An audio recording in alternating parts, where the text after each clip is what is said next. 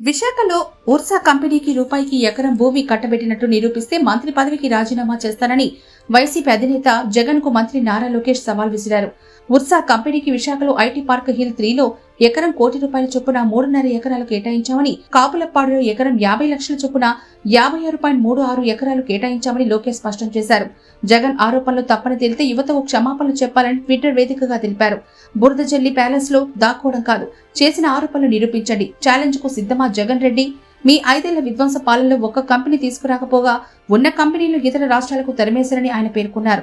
ప్రజా ప్రభుత్వం ఏర్పడిన తర్వాత 20 లక్షల ఉద్యోగాలు కల్పనే లక్ష్యంగా పెట్టుకుని పనిచేస్తున్నామని తెలిపారు. యువతకు ఉద్యోగ అవకాశాలు రావడం చూసి మీరు తట్టుకోలేకపోతున్నారని మంత్రి పేర్కొన్నారు. ఆరోపణలు చేయడం, పారిపోవడం జగన్ కి కొత్తేమీ కాదని తెలిపారు. విశాఖలో ఉర్సా కంపెనీకి రూపాయికి ఎకరం భూమి కట్టబెట్టినట్టు నిరూపిస్తే మంత్రి పదవికి రాజీనామా చేస్తానని వైసీపీ అధినేత జగన్ కు మంత్రి నారా లోకేష్ సవాల్ విసిరారు.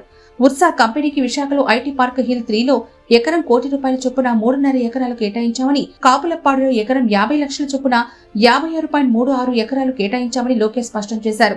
జగన్ ఆరోపణలు తప్పని తేలితే యువతకు క్షమాపణలు చెప్పాలని ట్విట్టర్ వేదికగా తెలిపారు. బురదజల్లి ప్యాలెస్ లో దాక్కోవడం కాదు, చేసిన ఆరోపణలు నిరూపించండి. ఛాలెంజ్ కు సిద్ధమా జగన్ రెడ్డి? మీ 5 ఏళ్ల విధ్వంస పాలనలో ఒక్క కంపెనీ తీసుకురాకపోగా ఉన్న కంపెనీలు ఇతర రాష్ట్రాలకు తరిమేశారని ఆయన పేర్కొన్నారు. ప్రజా ప్రభుత్వం ఏర్పడిన తర్వాత 20 లక్షల ఉద్యోగాలు కల్పనే లక్ష్యంగా పెట్టుకుని పనిచేస్తున్నామని తెలిపారు. యువతకు ఉద్యోగ అవకాశాలు రావడం చూసి మీరు తట్టుకోలేకపోతున్నారని మంత్రి పేర్కొన్నారు. ఆరోపణలు చేయడం, పారిపోవడం జగన్ కి కొత్తేమీ కాదని తెలిపారు.